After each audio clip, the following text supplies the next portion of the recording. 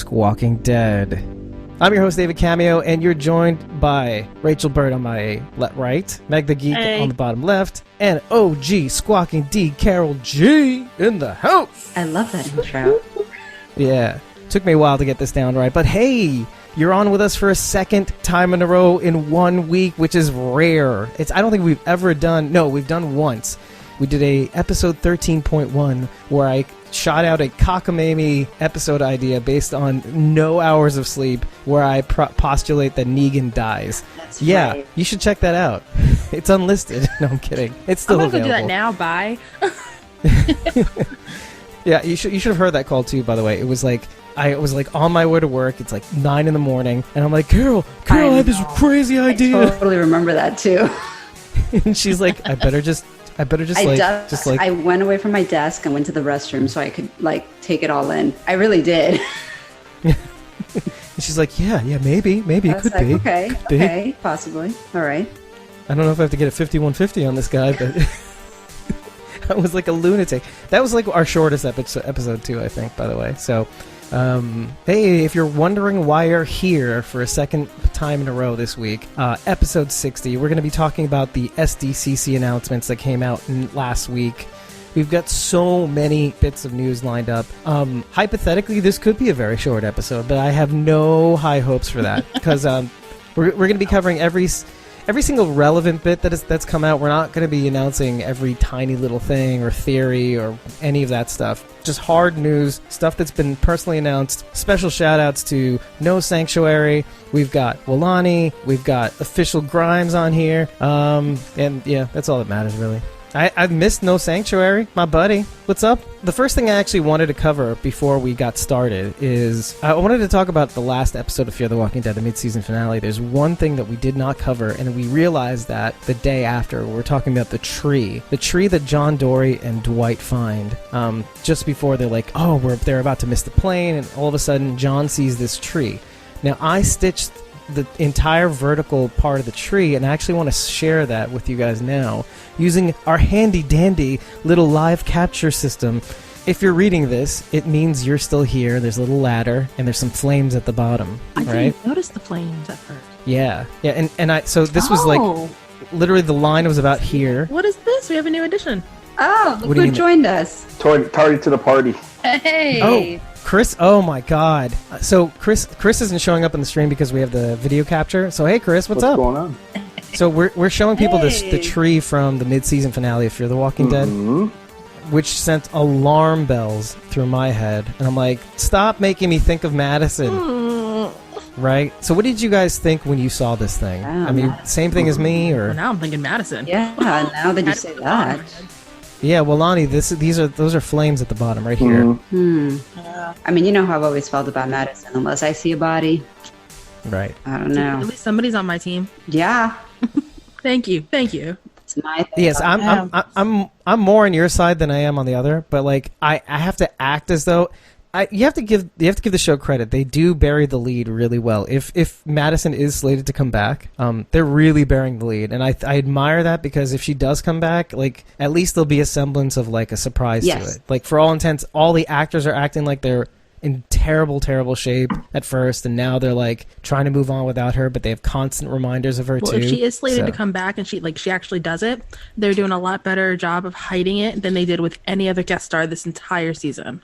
Right. Yeah, like Daniel said, right, exactly. Letting the cat out of the bag for Daniel and Dwight. Isabel, Dwight. Like, Dwight is an interesting one, because I can see why they would do that, but the Isabel and Daniel thing were so annoying.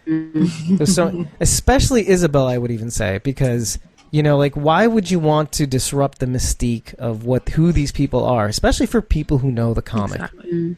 Do you know what I mean? So I'm about to show you something that I haven't showed any of you before, though. Okay. Oh, wait, so did we get our thoughts out on this tree?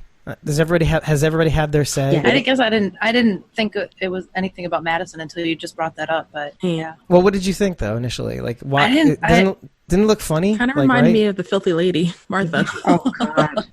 God, this is the exact opposite of No, because Martha. the font is similar to how she used to write.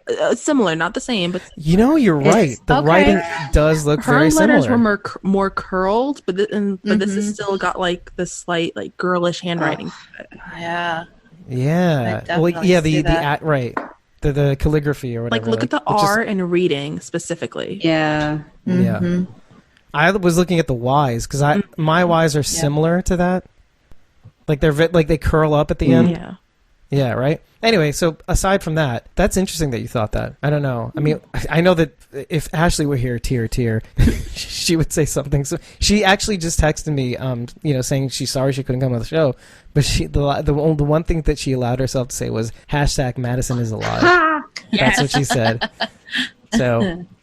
Oh, it's so good to finally have Madison supporters. Yes. Okay, so here's the image I'm about to show you right now that I've not shown anybody else because the time was never appropriate. Now, this is or may be a spoiler. However, given that there was this tree here and there's a similar tree in the trailer, which we will be going through live in similar fashion, I can show this to you now. I feel like it's appropriate. And you may have seen this at the end of April, beginning of May of this year, but here it is. What is that? That's Madison. Can you read that? No one's gone until they're gone. And is that a phoenix? It looks like kind of like an angel, but like also like a raven, like a white raven. See, I was getting like phoenix vibes, like rising through the ashes. Right. Prescient too. And here's the flames again. Yeah. Where was this? Okay. Where is this from? Now, okay, so I don't know where this is exactly from because every trace of me trying to look this up came out blank. It was there was a TDWC or something like that, TDSF or something like that. There's like a source that leaked this image. It was only recently posted on Reddit actually, but that wasn't the original source. I had seen it when it was first tweeted out. So so that's what this is. So now if you remember the Amina story from Close Your Eyes of last year, the Fear the Walking Dead, that bottle episode with Alicia and Charlie. This describes like Amina to a T. I mean, it's not a raven or a crow. A pigeon or a dove or something that Amina was? It was actually it was some sort of bird that Alicia and Nick nursed back to health. And then Alicia sees the crow that clogged up the flue in the house that Alicia and Charlie were staying in. And there was like that symbolism too, the reminder of Madison and the story and all that stuff. This could also be a huge misdirect. Yeah. Yeah, they could. It's true. Yeah. 100%. It would be hard to kind of say that this isn't, that this isn't part of the set because the trees are similar. Now check this out. Yes, so just, I mean, not the trees, but the design, like the fire and all that stuff. It was just harder to see first photo because there's more brush in front of it. Right. But the text is different though too, which leads me to believe that Madison may not be alive. Now look at the writing. If you see the writing, it's not quite the same. Oh, it's totally dissimilar. Yeah, completely different. This is more rounded. Right. Yeah. This is more, blocky and straight. That could be that maybe Madison did survive. Maybe we won't see her till next season. I don't know. That would be one hell of a way to kick off a season.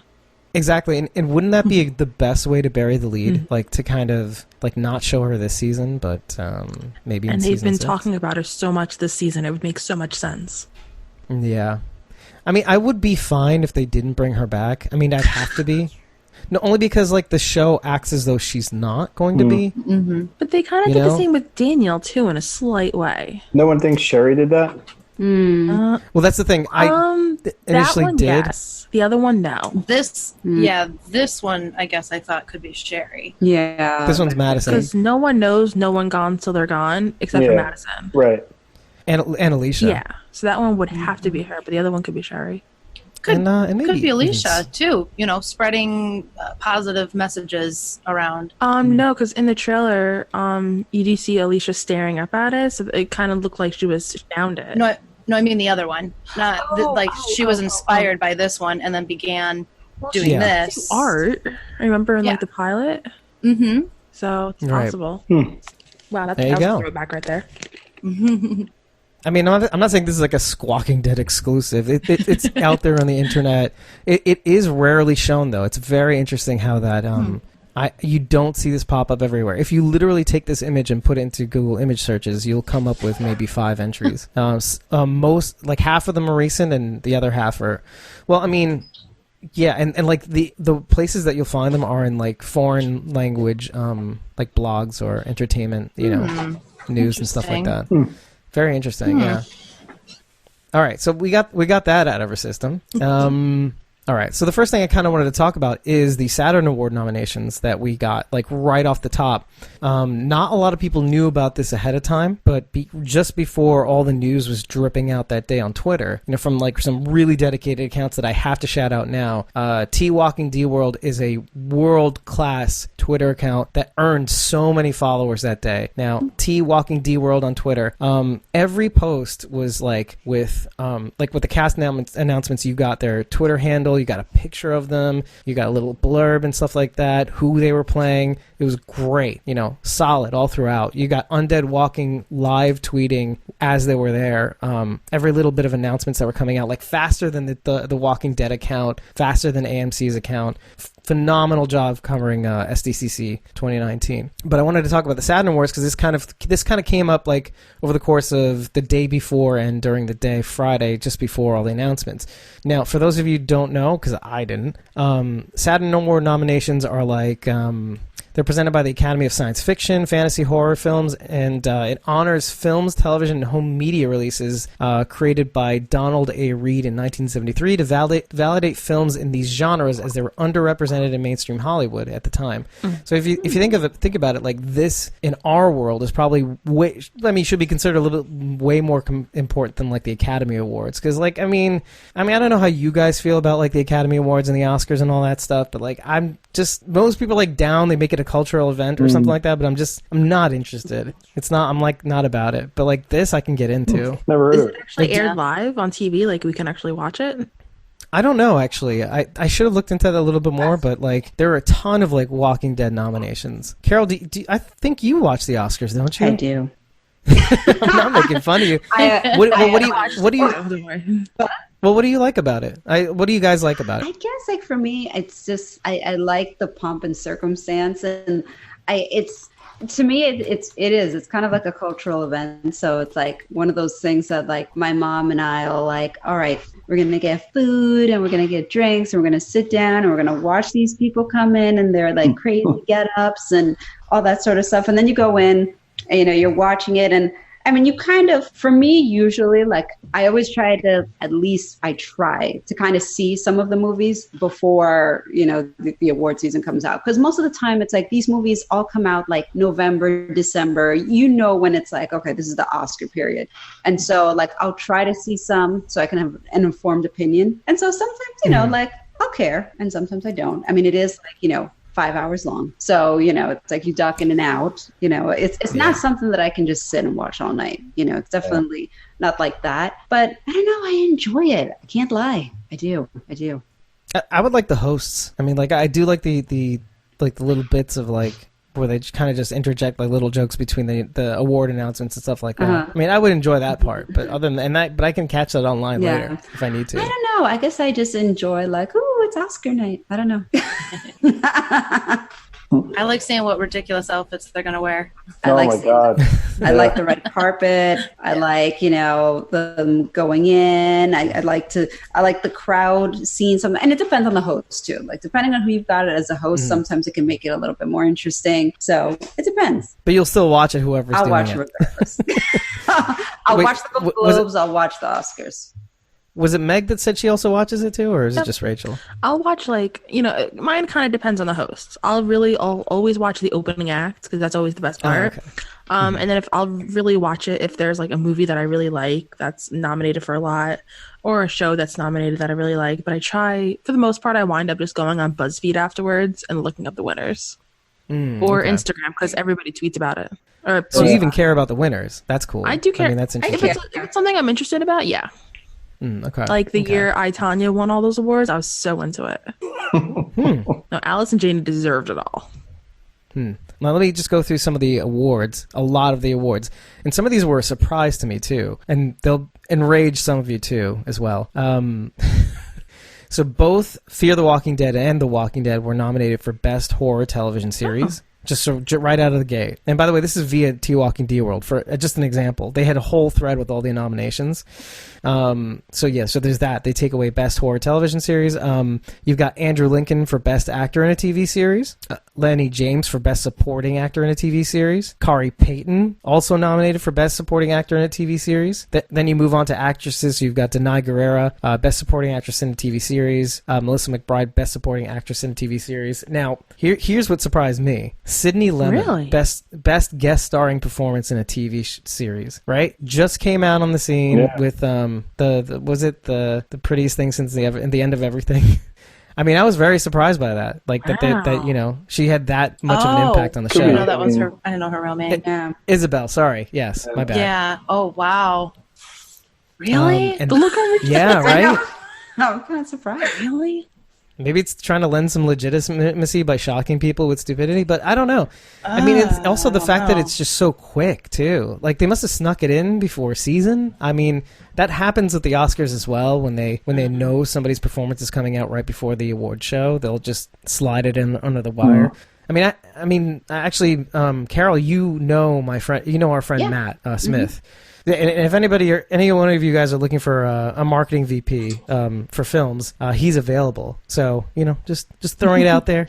When I get back into filmmaking, I'll be hitting him up. He's got to get back into marketing television and film and all that stuff. But he talks a lot about that sometimes. Like just how the whole organization works and what's the ins and outs and the dirty and the sausage.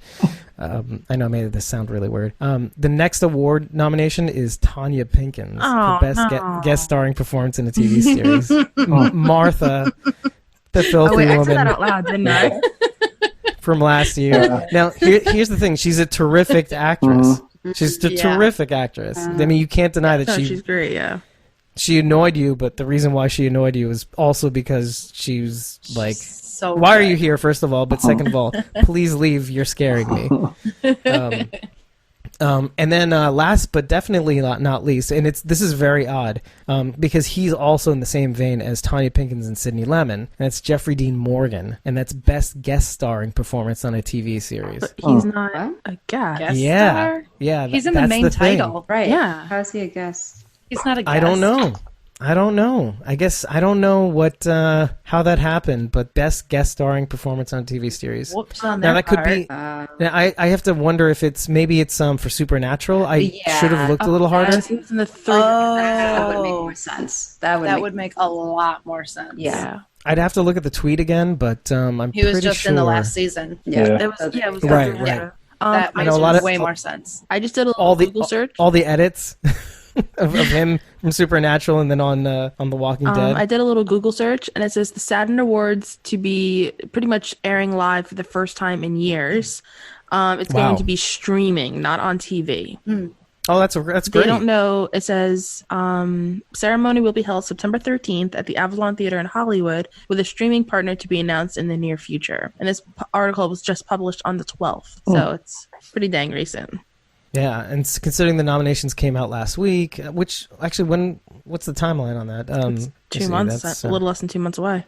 Yeah, the 12th was 2 weeks away, right? And we're 2 weeks. Yeah, we're 2 weeks later ago. from. Right, and the announcements were last week. So yeah, they have to be getting on the scene. If we do see something relating to this, we'll try to report it on the corresponding episode that we're covering. Because we literally have no time. I'm going to be going on vacation starting next week exactly. And then I'm not going to be back until we have to cover that Talking Dead special, by the way, which is going to basically be Fear the Walking Dead and the Walking Dead characters on this big ass stage with Chris Hardwick, and we're just going to watch that and go through some highlights. We could try doing a live watch of that as well, if you guys are down. It's going to be on the 11th, so August 11th on Sunday night, and then we can do just like a live watch of that on Monday night or something. I should be able to do it, yeah. It's going to be a lot less complicated than today's show. So. Yeah, so just to let No Sanctuary know, yeah, if you have a topic about the main show, I'll let you know when to bring it up because I'll have you bring it up right before we show the trailer for TWD season 10. So just keep my eye on the button there. So right before SDCC, the first thing that we got, the first bit of news was like a couple days beforehand. It was like the first look via Entertainment Weekly, and basically Angela Kang in that article along with the picture. And maybe I'll show the picture. Hold on a second. This is gonna be fun. I could do screen sharings all day. So this is the image that they shared on social media, like Michonne hacking down walkers, like just with fire abound. And like they basically talk about how, one of the things that we got going on this season, we continue some explorations of natural elements and how they play into our world, says Kang. And fire is one of those elements that comes into play in a few key ways that twist the story in a way that will be pretty exciting.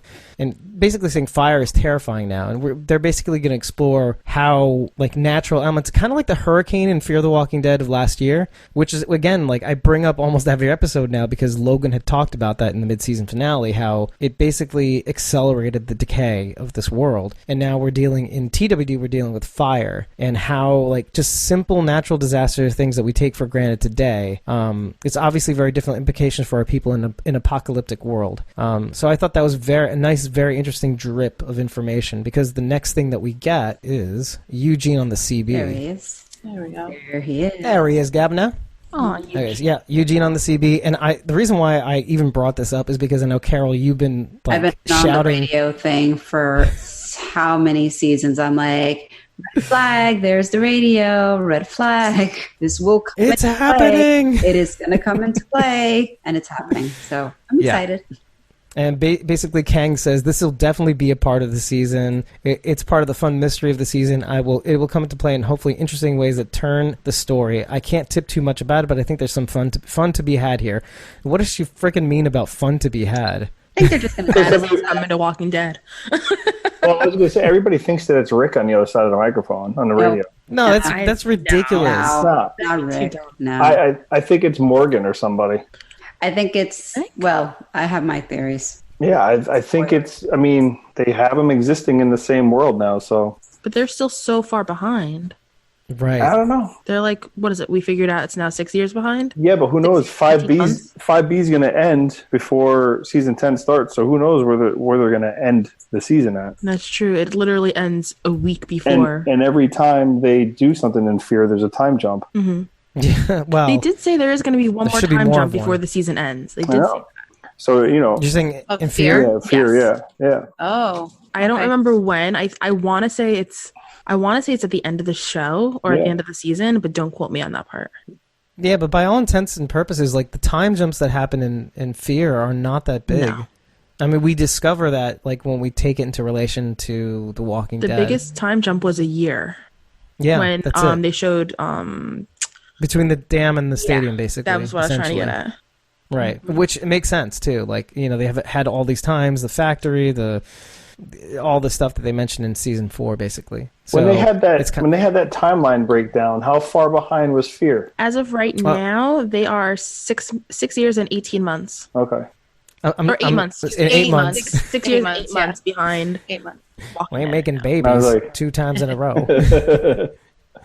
No, and this is I'm smiling, but you can't see me. But I mean, they can't see us. But like, I'm smiling because I like want to fight Meg on this every single time just because it annoys her.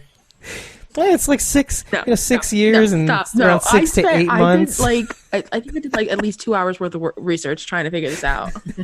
She takes me. I did more research on that than I did my notes for this episode because it was bothering me so much. Because I love timelines. I love knowing when this is happening. I'm with you. In the world, what is happening? What was I doing in my life when this was happening? Yeah, because I know they said that at one point in the timeline where the helicopter people had Al, that was like she escapes. I forget the timeline prior to Rick being caught by them or something like that. Because like my theory was that when I think we even talked about this after episode 5, that some of the theories were that as soon as they left Al, that they went to go pick up Rick, but it would have been too soon. Yeah. So I'm thinking that they made another stop before they got Rick. Yeah, because I read some timeline online somewhere, and it was. I want to, what was it, like 90-something days in between Al and Rick being with, I don't know, I can't remember. I'll find it, the timeline that I read, but. Well, if that were the case, then we'd have to assume that it was Isabel picking Rick up in the helicopter, and I don't think it was, because I think there were, I think there were 2 people in the helicopter. In Rick's helicopter. She was alone. Yeah, correct. She was alone. There was 2 in Rick's helicopter. Yeah. When so I don't think, when I re-binge season 9 just before 10, I'm going to really pay attention to that helicopter scene. And I think everyone is going to be doing the same thing. Oh, you're going to re-binge the whole season, huh? Dang, son. Yeah. That's a lot of torture. That's a lot of torture just for one episode. Oh, I'm skipping episode 15. I'm skipping it entirely. Oh, come on. Be a soldier. I am still traumatized. Like, if I was to live stream that episode, you would see nothing but tears the entire episode. I should be like a therapist, like for all the Walking Dead fans. I need therapy for that episode. I'm like, about time somebody died.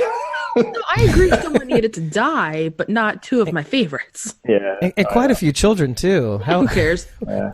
What a landmark episode. But I think like the biggest like fuck you of that entire thing was the fact they put her glasses on her. I love that. That was the best. And they kept what's her name, Tammy Rose's scarf on her head, and that seems like such an alpha thing to do. She's such a tricky lady. That one. Yeah.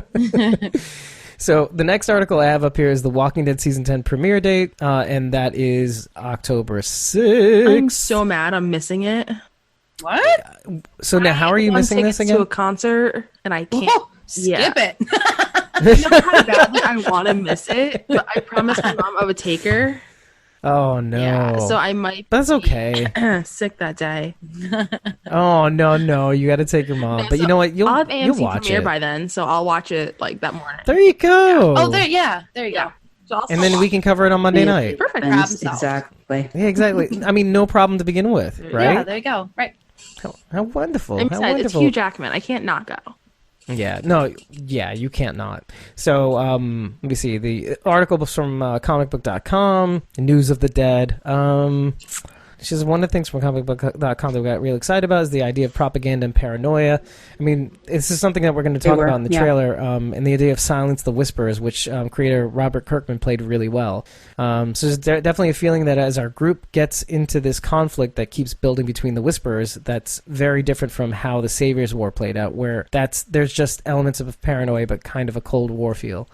This is Angela Kay, by the way. And we're also having a lot of fun with the fact that the last time our people were in a war, it was automatic weapons and gunfire, but we're just not really in that period of time anymore. So we're working on some battle stuff that's unlike anything we've done on the show, which I'm super excited about. And we do get a feeling of that when you see the trailers between Luke, the shields, and all that stuff. Yeah. Well, it's like Greek infantry weapons or something like that.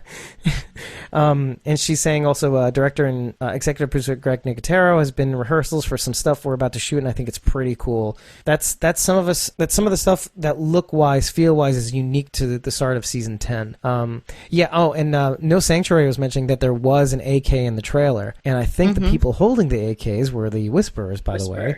Yep. Yeah. Yep. Yeah. Good eye, No Sanctuary. Good eye. You do see a lot of this. By the way, you see this as well in the 5B trailer for Fear the Walking Dead as well. Logan mentioned something about like no shortage of ammo and all this weaponry. Like why are all our bad guys suddenly have like the leverage or something like that? But maybe this is like a David and Goliath thing, or maybe it isn't. Maybe this is really going to be bad. So last thing is they've been living with some of the Whisperers' rules, and we'll see that some things have changed and some people have done some unexpected things in the time that's passed to deal with the trauma at the end of last season. And we do get a feel for that in the trailer as well. I mean, I'm loving that everything she's saying here, and this is this was during, I think, Comic-Con. When was this released? July 18th? That was, it was a day before Comic-Con. So then when we saw the trailer, we got to see all this play out in real time. So we kind of got the Cliff's Notes before the actual visuals of each of these things. So I'm glad I read the article. I wasn't going to originally, too. But because it really just announced the date, and I was just kind of like, I wanted to give it attribution to it or something like that. But okay, yeah. And I have to show this article. And this is the last visual that I think I'm going to show until the trailers come up. But don't worry, No Sanctuary. We'll bring it up. We'll probably replay it a few times. He's talking about the line that Carol has. So yes, I have to show this picture because there were like live streams about it. Like they were making fun of Garrett on like Instagram like stories and stuff like that. But Maggie Grace has a picture of Garrett Dillahunt from I forget where this is from, like Beastmaster or something. It looks like Beastmaster, but it's Garrett Dillahunt with a sword and a loincloth. And basically he couldn't make SDCC because of filming obligations. And same thing with Coleman Domingo, but Garrett Dillahunt is not a stranger to making fun of himself. So this is via This is via David underscore Onda on Twitter, and he's with Maggie Grace. I saw that when she posted it. And they showed it on the panel as well, where his spot on the table was supposed to be. I think it was for her birthday, right? It was for her birthday, wasn't it, or something like that? He sent it to her? I don't know, but I know he said, like, I think it was for her birthday. Yeah. And then he said, like, this is, I'm sorry I couldn't be there for you, A, for your birthday, and B, for Comic-Con, but I wanted to send this in my stead just to kind of keep your spirits up. And, like, it just became this thing at Comic-Con. They showed it to every media personality. They showed it on stage, and it just became this thing, which I love. And she was like, well, you don't show up to Comic-Con, this is what happens. This is what happened, basically. And her and Alicia were just giggling like schoolgirls. It was just insane. Can you blame them? Really? Like... Oh, there we go. See that now. The caption is a way you can actually see the loincloth. Yeah, now it's nice. Yeah, look at that tonnage, man. Look at that. Ow. You can't see this right now. My head's tilted. I'm like, what's underneath that? Is this part Scottish? Oh my god. Okay. All right. Enough out of this. So I'm going to go back to... See, I like how I narrate things. I'm going to go back to not screen sharing. And, it's going to be fun for you to edit the audio part where we're like talking about the pictures. Yeah, exactly. No, I'm not editing that stuff. Are you kidding me? That's comedy gold. Next bit of news is that Scott Gimple says Fear the Walking Dead officially greenlit for season 6 via Undead Walking FS on Twitter. How do you guys feel about this? I know that there's a lot of people out there that are like, they're kind of, I don't know if they're tired on Fear or never really on board. Probably never really on board. Yeah. So probably more in that camp. But there are some people that are like, oh, Fear ain't going to last longer than this season. Or I mean, kind of think they're winding down a little bit. It wasn't, I thought, like, I mean, I was among the people that didn't know the fate of the show, like, if they were going to be renewed for a 6th season. Yeah. They actually waited a little longer than they did last year, I think, too, to announce the next season. Unless they have something huge happen at the end of this season or beginning of next, I think 6 might be the last. Yeah. Well, what do you think would happen after 6? I don't know. I mean, I'm not even going to mention Madison because I'm going to like stray away from that for a minute. But just or else Tom will get us. Yeah, no, not even that, because I learned how to deal with that. Yeah, you just embrace it. Exactly. But no, like something has to happen there. I don't even know what sort of storyline they can go, because I kind of hope they deviate away from constantly wanting to help people. Because I've enjoyed this season, but I feel like they've lingered on certain topics, certain situations way too long. Yeah. I love how Chris is shaking his head wildly with that. Just enough, all right? Well, look, I mean, Morgan mentions this too, though, too. It's we got to start living for ourselves. Yes. I was like, fuck, stupid. Man. Like, people have been helping themselves since this shit happened, all right? Exactly. You're not going to be the new Jesus. You ain't saving everybody. Enough. Your own enough. Personal. Yeah, and they play that shit in the background. Jesus. I mean, that's what was so funny about that, by the way. No more of this Captain Save-A-Ho. I love how the two... Save-A-Ho? Yeah. I love how the two most negative people are in the bottom right here. Just want to note that. Wait, who's on the bottom on your screen? These guys right I'm here. on the top. Wait, I'm on the top. And on your screen, but in the public screen, you're on the bottom. You're both... I can pet her head. You know what's really funny is right now. I was gonna say you guys are wearing dark black shirts. Yes. To match my heart. But then again, I'm wearing this too. Oh, it's a shirt from a merch store. The shipping is ridiculous. This is turning into a running gag, basically. Just every opportunity to plug the merch store. Which I mean, again, don't make any money off this thing. No. This is for you people. Except what is it about the shipping mag again? It's ridiculous. It's ridiculous. That's the reason to shop, folks. Yeah. That's the reason to shop. If you're going to do it on sale, because then the shipping is not so ridiculous. Yeah, exactly. And I'll announce the sales when they come on. I don't even bother anymore. Well, that's why I got my shirt when I did, because with the shipping, it wound up equaling $1 less than what the shirt normally would cost. Mm-hmm. Oh, okay. That's good. So that's why I said on a sale, it's not bad. Yeah, the sales are deep. They're deep. Yeah, cuts. it was the shirt was think, 14. Sorry, you would think they would give us a deal. Yeah. We don't get shit. You know who does do that though? I was looking up other merch vendors. And I'm not plugging. This is not an advertised plug, but Printful.com does some really good stuff. They try to save on costs by not having having you get the merch person like Stripe or like PayPal or whatever it is that you're going to use for the purchasing part of the merch store. So they can focus on making the actual stuff and then putting up the front end for your designs and stuff like that. And I'm looking at the quality of their stuff, and it's really good. So this is why I'm only ordering stickers, and I'm ordering it by the roll, and I can sell it on my own. Yeah. Well, yeah, you can do that. Yeah. I mean, there are some things that you can do that without, like, first of all, having a whole basement to have all this stuff in, and second, like, I mean, a roll of stickers. What's that? Yeah, like a stack of notebooks. What's that? But like, big as this. But then boxes of T-shirts. That's a lot. Yeah. And then having to ship that stuff. Like, I mean, for those of you watching and listening to the podcast, I do have an extra sticker. That was mine. No, forget that. That's now it's up for grabs. I don't know what the qualifications will be, but you basically have to come over to my house. I'm not going to give you my address. I live closest to you. That's how. That's true. Okay, Meg, you get this sticker. Yes, Meg the Geek, you get this sticker. You can buy these at the merch store. The shipping's ridiculous. The shipping's ridiculous. Squawkingdead.com. Yeah, hit the main menu and click merch, and you're there. Yeah, and by the way, we do have our new Fear the Walking Dead Season 5 designs. They are very take a chance because they are very loud. Oh. The colors are very loud. And you know what? It's not ridiculous. It's not ridiculous. No, I mean, I'm ridiculous for, making them. But if you do like a gold with red lettering shirt, hey, it's all you. It's all you. I'm going to be getting one soon, so you could join me. The ladies design, actually. Yeah. The ladies' designs are actually, it does make more sense, but the men's, the colors are a little bit brighter on the men's, and the ladies are a little bit more subdued, so you may want to think about that. But the mugs and all that stuff have like a... Yeah, the ladies' cut where it kind of flares out at the bottom. Yeah. So you may want to get an extra size up on that one. I've heard, by the way. I don't know. I didn't try them on. Okay, I did try them on. I tried one of them on. Okay, don't judge. It did have that extra love handle room. Okay, which were normally reserved for hips. But we're gonna move on to new cast announcements.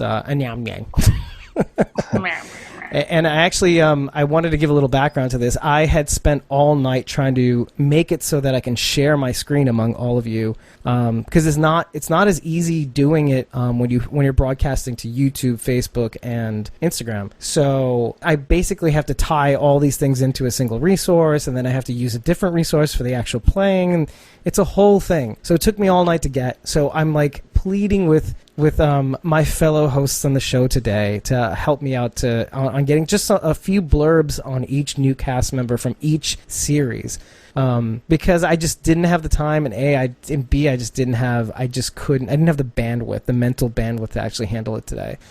So the first new cast announcements that I want to announce are we're doing this in order of their drip release on San Diego Comic-Con. So it's going to be Fear the Walking Dead is first. Obviously, the panel was first. And, and they do go into the new cast for TWD before they go into the spinoff, actually. But I will give the floor to... Who was doing the Fear the Walking Dead? It was you, Rachel, right? Yeah.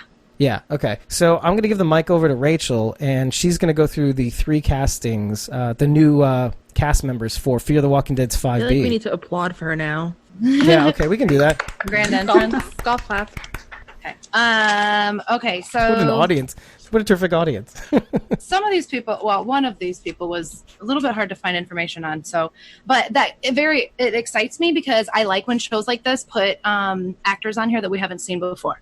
For me, I get a little bit more attached to them when I don't already have a character in mind when I'm looking at them. Right. So you used an example too. Yeah. I was worried when Jenna Elfman joined the cast, but I mean, she's a fucking pro. So. Yeah, Meg and I talked about that a little bit too. She's just June, and then Jenna. Yeah, exactly. So, upon a little bit of research, I wasn't sure I knew who Colby, and I apologize. I don't know, Minifie? Yeah, Minifie? She has worked with Minifie, I think. Minifie?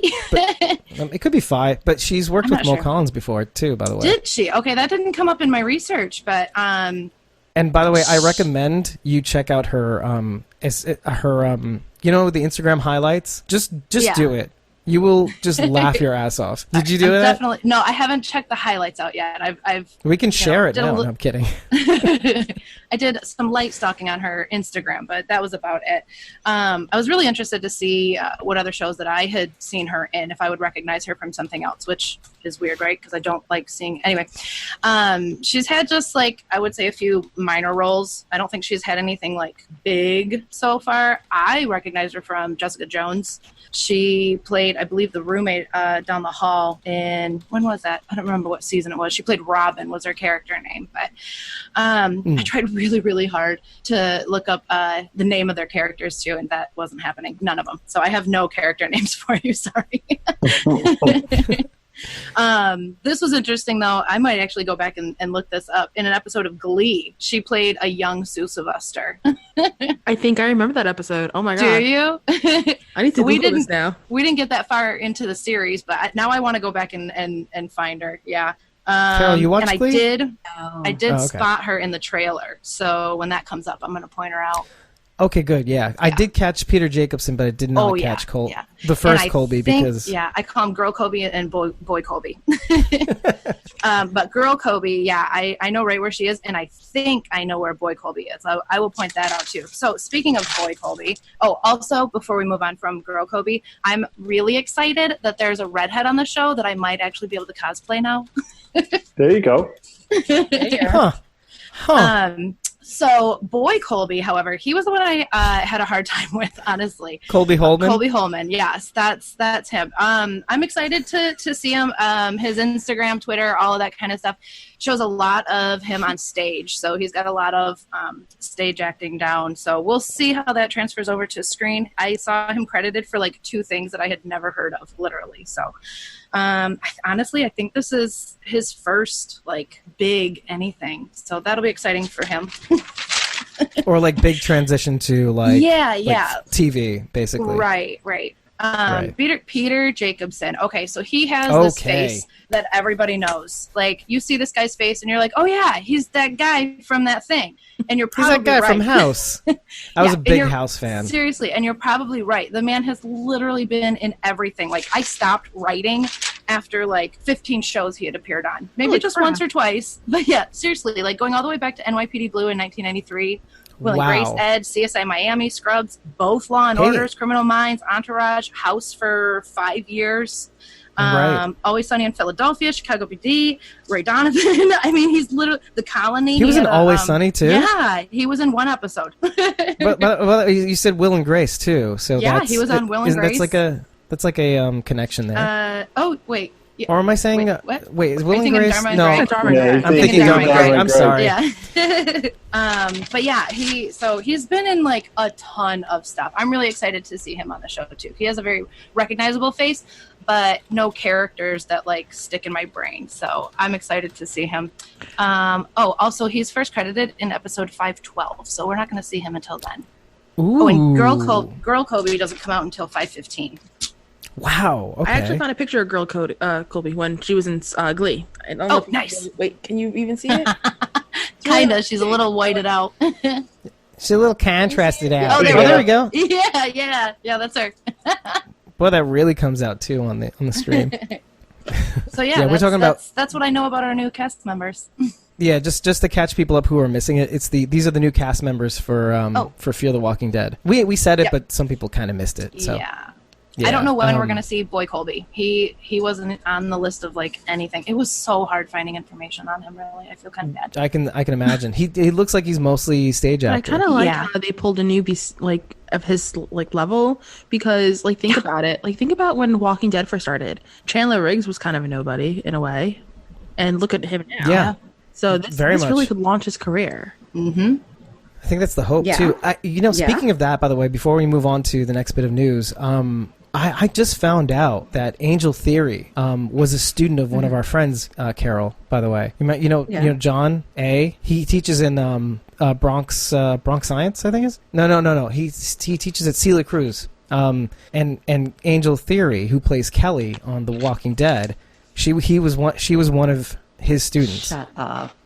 In English, yeah. Wow. Like I heard it third hand through a friend. I'm like, holy crap, that's so weird. That is hilarious. What a connection. I should like bring that up at some point. Hey, you remember John A? You teach your English teacher John A? That's What up? We got that connection, yo. You want to do an interview? I know. Thing is that she would, by She the probably way. would. She's so nice. She Like is. Chris, you've got that already lined up, What's right?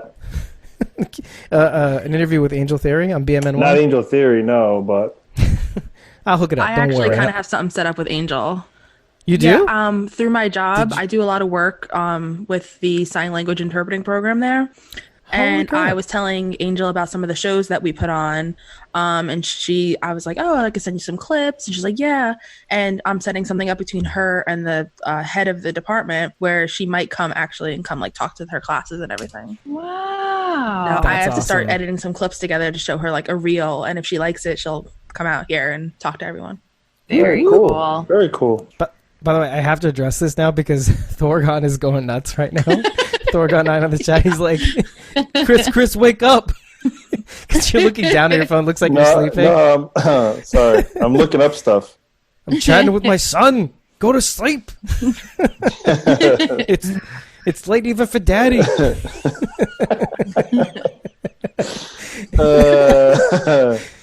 Anyway. I'm just I'm browsing. Okay. So Kirkman confirms the show doesn't end just because the comic book does. And this is via The Nice. Walking Dead on Twitter. And this is something that had been floating around like 2 days, one day before the freaking SDCC. Actually, it was floating around even during SDCC. And like as soon as the question kind of floated up to the podium, Kirkman just smashed it down. He's like, I don't know where you're hearing this rumors from, but like, just because the comic book is ending does not mean the TV show is in any way ending. So like a lot of people who were saying that season 10's their last season, it's like, no, they're already lining up season 11. They're already boarding season 11. We may get a season 12. I mean, look, they're already doing Fear season 6, which means that's another whole summer of broadcasting. So, I mean, and another, hey, give it up. It's another season of Squawking Dead. So, I've still got a not job. I think it's going to end at 12, though. Yeah, as far as projections go and contract negotiations, that's about as far as they can. I mean, that we know of that they can go to. But, I mean, look, with the spinoff, how long... I mean, think about it. Like, if they're just releasing this new spin-off, like, how long is that going to last? It doesn't sound like it's going to be a miniseries. No, definitely not, based on the research. No. Right. And that, the recent cast announcements on top of the first 3 that were announced in the first few days. So yeah, the rumors are incorrect. You've been led astray. And Kirkman's corrected the record himself, the man of the hour. So here we're up to the new cast announcements for TWD, and these guys are out of the fucking ballpark awesome. But I'll let Carol take over for this one, right? Sure. Sure. So, I know, it sounded like my daughter. Sure. So, Sure, let's do it. yeah. So, Thora Birch is one of the new. What? Villains. So, No, but I already know who that is. Well, I didn't know who it was by name until Yeah. doing the research, and I was like, well, I knew, like, for me, it was American Beauty because I loved American Oh, Beauty. Right. So Now and then. when I saw that, Yeah. Now and Then, yeah, she's gonna play Gamma, who I believe it's a new character because I don't recall a Gamma from the comic, but maybe my mind is blurry. But I don't recall a Gamma. I'm with you. Yeah. I mean, in the description, either. they say that she's like a very strong supporter of Alpha. So it's funny. This is just from today, right? Yeah, I think so. We got some news Yeah, drips. exactly. I think it was today. And by the way, I have to apologize because when I was trying to express this the week before, I think it was episode 58, that like SDCC is one of those things where, just around the time news starts breaking and SDCC the dam breaks, and then you get drips and drips of information from then on. And to the point where, by the way, The Walking Dead Twitter saying, we're going to be dripping information exactly on this day every week. And I'm like, holy shit, they're doing the same thing with Daniel and just announcing that they're going to be leaking things. It's like, just no surprises. Can we have a but talk anyway, with them? Like, really? we really do. They do not know how to manage internet zeitgeist at all. Like, they're doing the exact opposite of what they should be doing. Like, pretending like the internet found a leak. That's what they should be doing. Yo, guess what? We just found out about this thing that's going to blow your mind. It's Tracy Morgan. Anyway, so, yeah, so now continue, right. Now, About Gamma. My bad. I just had to apologize. Well, actually, even beyond Gamma, like I didn't like. I was just doing my little research on her, and I didn't even realize, like, you know how a lot of actors have like stage names, and like Thora Birch sounds like, you know, kind of a stage name. No, like, her parents named her after Thor, so they just added What? Oh, After who? after Thor. Thor, Like, the comic book literally, character. Thor, and just Oh, okay. added an A. And I think her younger That's brother. really rad. Yeah, and her younger brother's name is Bolt. Bolt. Holy crap! God of Thunder here. Interesting. Bolt of lightning here. Oh boy. I I was wonder what like, their house Yeah. was like growing up. I was like, that's awesome. It's great. It's fabulous. So, yeah, so that was kind of cool. But no, so she's going to play Gamma, who's supposed to be a huge supporter of Alpha. And you do see her in the trailer You too. do see her in the trailer. She has sort of like a resemblance to Alpha, which I thought was kind of interesting. But Yeah. Right, Yeah. Just with hair. Lydia Redux. she has more of a resemblance to her than Lydia, I felt like. Like, they're in the facial features, they have Yeah. strong similarity. Oh, I'm just saying, like Alpha Junior, like Redux. Like, oh, let's do a do over. Yeah. Lydia, that batch didn't quite turn out work right. out. It's a little crispy on the edges, and no good. So yeah, but I mean, she has an extensive list of films and TV films that she's been in. I mean, obviously, like I said, American Beauty was the one that like stuck out to me, but she's played like Jack Ryan's daughter in like Patriot Games and Clear and Present Danger. She was in Hocus Pocus. Then what was it? Now and Now? Was that the name of it? Now and then. Now and Then. Now and then. She was in Pregnancy Pact, which I think was on Lifetime. I remember that. Yeah, she's had quite a lot of films, but yeah, I was pretty impressed. I was like, all right, this will be interesting. Yeah. I think that's the Wasn't she- biggest name to appear in any of these shows. She's pretty big, yeah, Her? right? Yeah. I mean, she I thought Ethan Embry was a pretty big catch. Well, no, I'm saying out of SDCC announcements. Like, Oh. yeah. you alone. yeah, Oh, I see. Yeah. Yeah, I don't and- mean and like like, all the um, history, just this Oh, year. yeah. I thought Jenna Elfman. Jenna and, Elfman was a big Garrett- one, and Garrett Dillahunt. and Garrett Yeah, Dillahunt. yeah. Well, that's why I said just like what Yeah, we're for recapping. current, Yeah. yeah, she was. Yeah. And granted, Current you can catches. argue about that for years. Yeah. Right. And then there was also the addition of Kevin Carroll, who is Yeah, gonna, Kevin T. Carroll. yeah, Sounds who's gonna familiar. play. Well, he was in The Leftovers apparently, but I didn't see The Leftovers. Did you? Did any of you guys see The Leftovers? No. It I was did. on Familiar. It's on HBO. Oh, Yeah, I no. saw The Leftovers. It was great, beginning about to the end. baseball guy or something. No, The Leftovers was a show about is it a third of the Don't world's laugh at population Chris. Yeah, disappearing? it just like disappears. Like Yeah. Meg's like, is this about sports or something? Is this about like the foosball? Is this about the guy who plays Ultimate Frisbee? If it's not Snooze. football, I don't know it. So Just the way you said it. Is this the guy who plays sports? what was that show about the guy? He was like the leftover. He was like an older baseball guy. He had like it was like Danny McBride. I know what you're talking about too. but that was It was like I know. Down and Out or something. no, that show was hilarious. It's a now and later. Yeah. That show was. I That was gotta a look it candy. up. Old Durham. I'm gonna look it The up. Benchwarmers? No, this The was bench like- warmers. There's Remember the Titans. You know what? Hold on. There it is. There was Field of Dreams. Dreams, Angels in the Outfield. Huh? Oh, hold on. What's the name of that damn show? Major League. It was hilarious. So Eastbound and Down.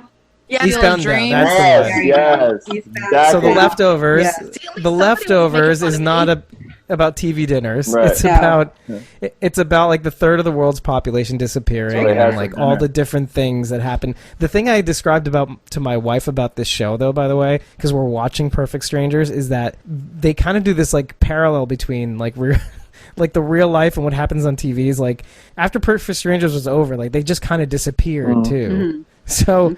So what happens in the show is that the real, like, Marklin Baker plays himself, and he pretends like he also disappeared along with the other three cast members, like Bronson Pinchot and the other two ladies.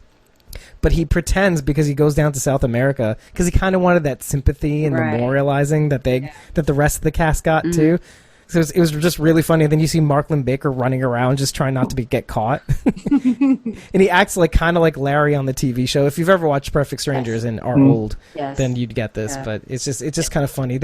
There's like a little bit of like dark comedy to it, even though it's kind of like this rough sci-fi bit.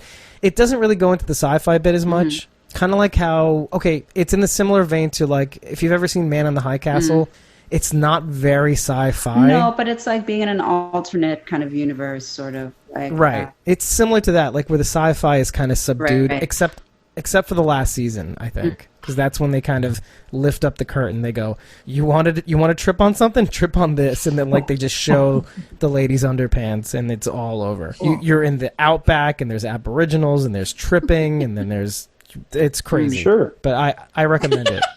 It's a wild ride. That's usually my pickup line. You want to trip on something? Trip on this. Trip on this. Boom, boom.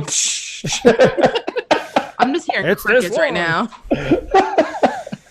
Trip on this. Trip over this. This is my third leg. But yes, well, which brings us back to, I don't know, this is terrible, which brings us back to Kevin T. Carroll. I don't know how. You know how. He was also in the recent Castle Rock on Hulu. Oh, was he? Like, so if you manage to watch that, which is I also highly recommend. Oh, okay. That's why I knew he that was name. not Pennywise. He was the main No, protagonist. yeah. Yeah. He was incredible. Powerhouse. And not only that, like I mentioned this when the announcement came out, and then like Kevin T. Carroll just started following us on Twitter. So it was just pretty amazing. It was like mind-boggling. I did mention this in the last episode. Now it looks like I'm bragging. Okay, moving on. Yes, so Denai Guerrera's tearful exit. Now, did any of you catch the actual footage of her announcing her exit? When she got the standing ovation. Oh, no. Right, I saw the standing ovation. I didn't see the full. I started seeing it, then I just didn't have time to watch it. But did any of you who did watch it? I was able Meg? to. I was able to see it. Yeah. What was your impression of it? Like it was like it was genuine. It was I'm pretty sure she's gone. Who knows about movies or anything like that? But I mean, it was very genuine and heartfelt and sad. She's my favorite character since forever. So something I did notice, she said that her time on the show is over. Yeah, I mean, she kind of emphasized that. So that which means you'll have 3 movies for her to be in. She even I guess she like kind of just like left the door open, so if she wants to do the movie she can, if not then her time is over. But I like how she wasn't like Michonne is gone forever. She was like Michonne is gone from the show. And I mean she's got so much going on too. She's going to be in the next Black Panther. I mean it's going to be crazy. She's got a huge Marvel career out of her. I didn't get a chance to watch it, but it sounded like I mean the response on Twitter was just for days, just so many people were like crying emojis, like edits about like Michonne or Denai Guerrera and stuff like that, all the roles she's played. I saw somebody put like a what if Denai Guerrera was like Wonder Woman also. It was a really good edit that I retweeted on, I think it was Friday or Saturday. Really good. By Miss Doom and Gloom, by the way. I know some of you have seen her edits. Really good. She's a really good Rashone editor, just to hashtag Rashone that. I'll probably put it in the show notes so you can check her out on Instagram and Twitter. So that's that.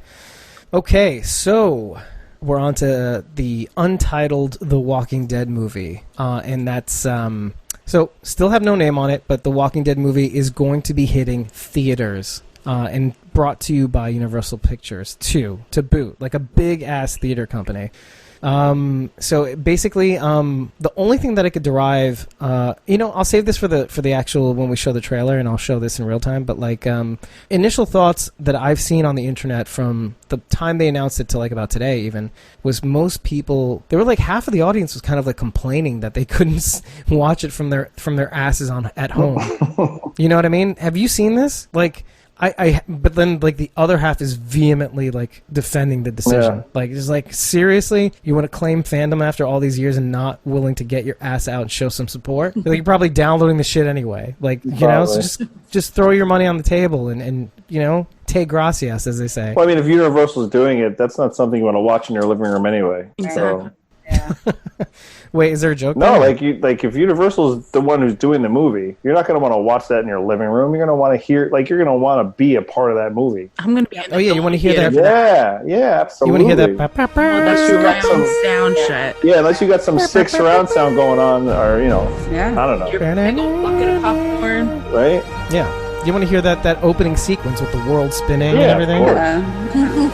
I'm actually surprised they didn't do that too. Like, I guess they didn't have time or something like that. Like when they released the teaser, they really should have used that logo, the intro logo. It really would have gotten you psyched. I didn't know it was Universal till just now.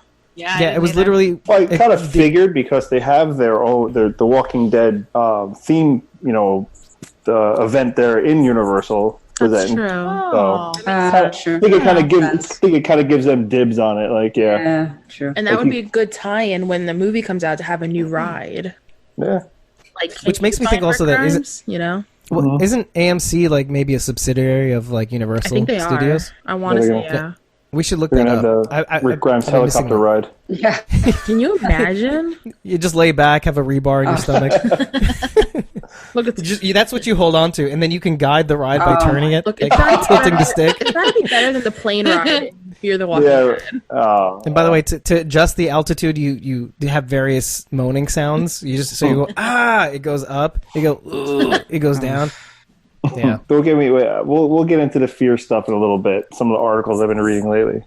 Okay. Yeah. We'll see. Yeah. When we cover the trailer. I wanted to see what was in the chat though, because like people like really like Wilani's saying I love Castle Rock. Now I know who you're talking about. Denai leaving the show. She was choked up, I felt. Andrew has confirmed he'll never return to the show. Denai said the same thing. We'll definitely see Michonne in some capacity in the films. I mean, that's his opinion. We don't know what's going to happen. But I did want to mention one thing that I didn't write down was that various reports of no real substantiation were saying like, oh, she'll be in most of season 10. But from what I've been reading on Only a paper, handful. yeah, only a handful. Right. So believe what you want. That you know what I mean. I had commented on this. I think either last episode or the episode before. Now we all know they've been filming the episodes out of sequence just to hide the spoilers. So my theory was that it is only a handful, but I think it's going to be scattered. Not like how Andrew Lincoln was first 5 and done. We talked about this. 1, right? 3, 5, 7, 12 or something.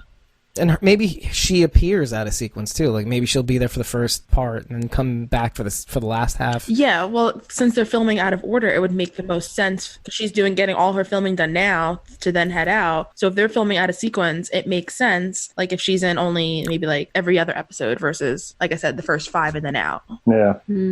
I agree. People are saying like there better be a Rick Michonne reunion. Wilani, you worked very hard to not say Michonne reunion. I don't know. Let's watch that trailer again first. Yeah. Yeah. Oh, Wilani is like a trooper too. She's like, I'll be begging my local theater for the movie poster. That's really cool though. Like, I can't even imagine what that poster would look like. Like, it's one thing to do like something I have ideas of the poster. Like if I had to design it. Okay, like I'm just saying, like it's one thing to see it in like a film setting, but like in a TV setting, but like to plan out the key art, et cetera, but like for a film, like you want to do something extra special, right? And then how is that going to look like? I mean, is it just going to be Rick in the front, or I don't know. Like I'm just thinking about that, like how that would look. I literally want the first movie to start at the moment the helicopter picks Rick up. Yes. Yeah. But they won't. It's gonna be like in medias res. It's gonna be like in the middle of everything. Cool, though? That way. I think that's it's a transition. I think they're not gonna do that. No, because you wanted to start like action packed, get you hooked immediately. So they're gonna start it in the middle and then work their way back. Yeah, because you want to break people's brain. Like, hey, wait, where are we? What's going on? Where in time are we? Wait, why does he look like that? And then you start absorbing the information more and more because you want to figure out where you are, why we're doing this, who are these people. How psyched out would you be if it opens up with him in a hospital bed again, waking up? That'd be awesome. See, that is perfect. That I would do. Like, are they showing the pilot? Like just waking up, and like looking around again and being like, "Fuck, not again." Yeah. Not again. And they're like flowers near his bedside. Yeah, like messed up shit. Yeah, just to really mind fuck you. Yeah. And then they'll show the bats outside the window too. They turn into helicopters again. Crazy. Okay, so I want to get into that more, but we will probably get into this more when we show the trailer too, and we will show the trailer. So now we're going to talk about the spinoff. Okay. They announced like the new cast of the spinoff like a couple weeks before SDCC. They announced the first two, Alexa and Nicholas, and then Hal like just like a day later, half day later, like coming up from the rear.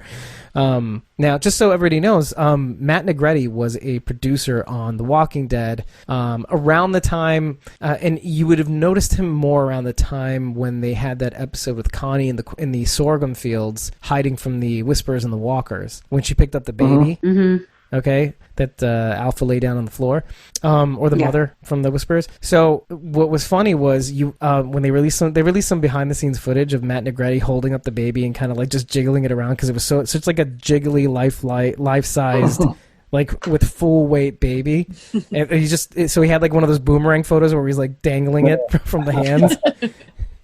And so he's the one that moved on. He's producing. He's executive producing the new spin-off. Oh, all right. Yeah, he's going to be the showrunner. Yeah, he's the showrunner for that. And it says him and Gimple were collaborated on Rick's last episode, and based on how amazing that episode was, it's giving me hopes for the new show. Yeah. He's a very smart. Decision maker, producer. So I have high hopes for this series. Well, the spinoff is supposed to. It basically follows two young girls, right? I think it's two young kids, and they're supposed to be girls.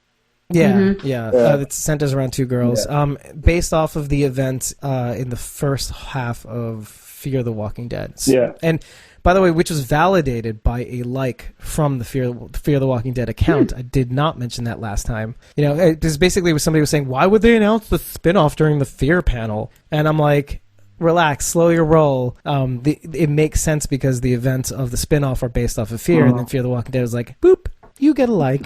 And so I was like, I knew I was right because I read it, and I know how to read. So who did I give this to? Meg, right? Meg, tell us a little bit about our cast members. One thing I want to say before we get into the cast, I thought it was cool because when they ordered it straight to series, they ordered it for 10 episodes, which is more episodes than we got in the pilot season of both Walking Dead and Fear. Right. So they're putting a lot into this first season, and I feel like the breadcrumb trail is gonna be a little longer, but I feel like it's gonna be more beneficial in the end. That's awesome. And they gave like a formal description more than just what about the whole two girls. Awesome. They were saying, I think this came from Gimple himself. I'm not entirely sure. Some will become heroes, some will become villains. In the end, all of them will be changed forever, grown up and cemented in their identities, both good and bad. Right. Sounds like Lord of the Flies. A little bit. I was kind of getting the vibes. Which scared the crap out of me as a kid, by the way. I will never watch that again. I read the book, and the book terrified me. I had to read it in high school, and I was like, nope. Did you finish it? Really? Oh my God, you have to finish it as an adult. Nope. It gives, I mean, like, this is one of the reasons why I don't want to have kids. It's like, nah, I'm good, thanks. Good. I got my dog back there, so I'm fine. What if your dog turns into one of those kids? Those kids. We're not going to go there. Okay. See this look? We're not going to go there. Anyway, sorry, I interrupted you, but yes, fine. Go on. Okay, so the first cast member, we have Alexa Mansour. She plays Hope. So apart from in TV and movies, she's best known for this viral YouTube video called Undress Me, which has gotten like over 40 million views. She's also known for Unfriended Dark Web and also guest spots. That's how I know her. Yeah, and guest spots in Madam Secretary, How to Get Away with Murder, and Law & Order SVU. Wow. Okay. Next we have Nicholas Cantu, who's also a YouTuber, by the way. Yes, I was going to get to that. He plays Elton. His YouTube name is Junkie Janker, and he's got over 250,000 subscribers. Like, what the hell? That's crazy. Yeah. He does mostly animated work or voiceover work. He was in a show called The Amazing World of Gumball. He was a character in Hey Arnold, the Jungle Movie, which is the sequel to the original movie. And he was in various Lego Star Wars movies. Cool. We have Hal Cumpson. He plays Silas. He pretty much has no background. He's also a filmmaker, which I thought that was cool because I'm a filmmaker too. He wrote, produced, and starred in his own comedy drama called Blitched. That was earlier this year. That's the only other acting credit he has. And so there wasn't really anything really known about him. Fun fact, he did follow me on Instagram, so we'll see. Whoop, whoop. Aaliyah Royale, she plays Iris. She's 19. She's been nominated for a few Best Actress awards and indie film festivals, and she was also a contestant on the spin-off series of Project Runway called Project Runway Threads back in 2014. Oh, wow. I thought that was a pretty interesting fact. That's pretty cool. And as far as actual acting jobs besides this, she's done mostly short films, except she was a character in the short-lived show The Red Line with Noah Wyle from ER. Oh. Yeah, I was like, okay, that's pretty cool. Yeah. And the last one, I'm going to butcher this name. Annette Mahendra. Thank you. No, don't say it. Plays I Huck. saved you. Yeah, thank you. Now, most of the cast that we've been introduced to, they've been mostly relatively young, which I think one of them was, I think the youngest was like 15. She's the eldest of the cast, which she's almost 30. So she speaks 6 languages, including Russian, Hindi, and German, and she's a brown belt in karate. So I'm really hoping she's going to bring some of those skills to the show, whether it's translating, doing some of her own stunts, kicking some ass, and what have you. Her most notable works have been The Americans, which she played, I think, in some of the earlier seasons, the Cool. Penguins of Madagascar movie, and guest spots in Grey's Anatomy, X-Files, and such like that. She's got some cred. Okay, I'm done. Yeah, so those character names are Hope, Elton, Silas. Silas, or some people say Silas, but like Silas, Silas. Iris. Is it yeah. Silas? Yes. Yeah. Then it's Silas. That's my son's name. There you go. Wow. Excellent Yeah, name. confirmation. Iris and Huck, like Huck Those are Finn. some Yeah. very interesting names. Huck. Elton John. Yeah, I heard Elton, I thought of from Clueless. I don't know why. See, Rachel, that's what I'm getting at. But that's Alton. That's true. All right, valid point. I do know what you're talking about. Right. Are we gonna be This is spelled literally like. Yeah, this is spelled literally like Elton John. The way he's. I don't know anybody who's named Elton. Besides too. I've John. never. Well, he's not even named Elton. No, that's me. Yeah, exactly. So, which makes me think that has to be inspired by Elton John. I've never heard of But, anyone named Huck either. Oh, like Huck Finn, like Huckleberry. Okay, but apart like fictional characters, yes. I've never met That a was- real person. Yeah. That was a nickname, though, wasn't it? Huckleberry. Huckleberry Finn. I don't know actually, Not sure. I thought it was a nickname. but who knows? Mark Twain Yeah. Well, we can't ask or, him. or Samuel Clemens. But no, I'm glad we got a little bit more of that information. No, I mean, I think I heard that information when the initial reports came out too. Like that, some will go bad, some will go bad, some will be ripe for the I mean, plucking. how could they not? But no, I'm just I can't wait to hear more about this. It sounds like it is in development, or like it is. I don't know about production, but because I know that Matt Negretti, I saw a picture of him on Instagram, just at the airport waiting to go to Virginia to film. So it was kind of interesting. That was like back in May. Was it May? Yeah, probably about They're keeping May. a lot of the information hush hush.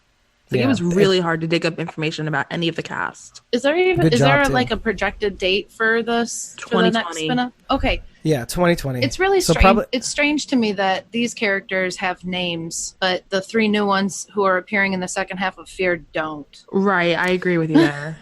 Right, I'm fine with that. Like, I'm With just some like, surprises. yeah, I'm sure you they can- do. They're just not telling us. Yeah. Right.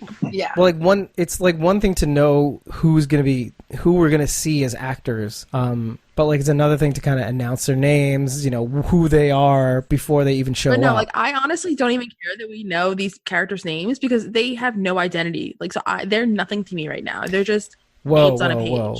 They're No just need to names. be rude. Right. No, I'm saying Yeah. once, They're like nothing to me One- right now. You mean once we see like a trailer. Do they play baseball?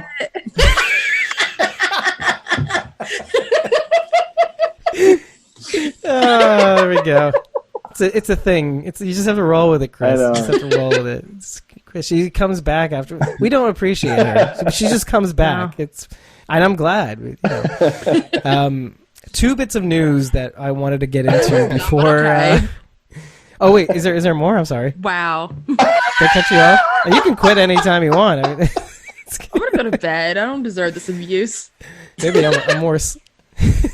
No, I was just gonna say, like how Rachel was saying, Sorry. how the Fear characters don't have names, but the spin-off people do. I think once we get to know a little more about the characters, yeah, their names will be important. But since they're just no one right now, Yeah. it doesn't really matter if Yeah. they have names or not. That's Yeah, as true. long as they don't do that thing where like they announced Logan before he even showed up on screen, like his name. Yeah. They didn't tell us who he was, which is fine. But then when they Isabel, like they announced Isabel ahead of the airing, which just drove me up the wall. I'm like, just throw the mystique out the window. Just leave it be. We have enough. We don't need to know their names. We don't need to know their intentions. Show up. And like with this cast, it's kind of like it's one of you guys said this like offline in the chat was like that they'll grow. You know, their popularity, the character will grow as we get to know them and the actor as well. Mm-hmm. You know, so they'll grow with us. So this could be very, and like somebody said before, like this is gonna be a really good opportunity for them to kind of, you know, show what they're capable of, and then this could, like Chandler Riggs, it can just blow them up, and they could be on, and they could also be on Pretty Little Liars, you know, maybe someday if they're, you know, good enough. As long as nobody looks at the flowers. Yeah. Oh man.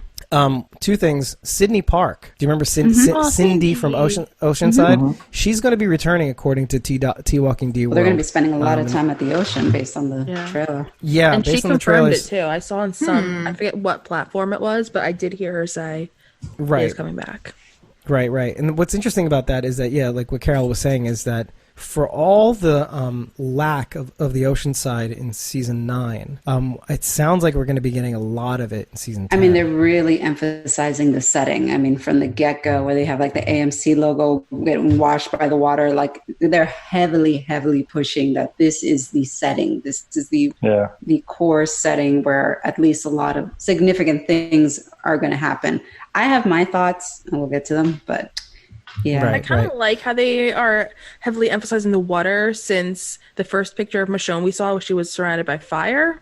Right. Two opposite, elements. I feel like that's going to play a big part. I mean, obviously we know it's going to play a big part, but I feel like the fact that they teased us straight out the gate with two different elements, that's right. Somehow. It kind of confirms what like Angela Kang is saying about like the elements playing a part. It's like we can't have another hurricane. We had that already in Fear. So, was it? Yeah, it was her. Was it her? Yeah. Fear. Yeah. Mm-hmm. Yeah. So like, which spilled over into The Walking Dead. But we can't have another hurricane. They have to have something else. Yeah. And we kind of had a little bit of a fire in Fear, so it can't be really a fire. Right. Even though there will be some sort of fire. But I'm almost wondering if, I mean, there is a bit of an iconic scene with Michonne in like the ocean setting, and I wonder if that's going to be her cast off. Which we will get to, because there is a particular shot that I want to focus on that somebody pointed out on Twitter, actually, the day of. I did want to go back to the spinoff for a second, because if it is airing in 2020, it probably will be taking place during that TWD season 10 mid-season break. You've got those. Yeah. I mean, you've got those 8 weeks. I mean, at least 8 weeks. They usually go on hiatus in December, but they're starting earlier this year. In 2020, they're starting earlier. So TWD season 10 is starting a couple weeks earlier than normal. Basically, you will not be getting a break from Fear the Walking Dead season 5 and TWD season 10. No, you will be going straight in. Same time last year. It was the same weekend as Comic-Con. I think it's October 6th or 7th or 6th. That's right. So it's the same. So weekend. You're not getting a break. No, it's the same weekend as New York Comic Con. Yeah. Right. Exactly. Year too. I like that. Which is probably getting a break.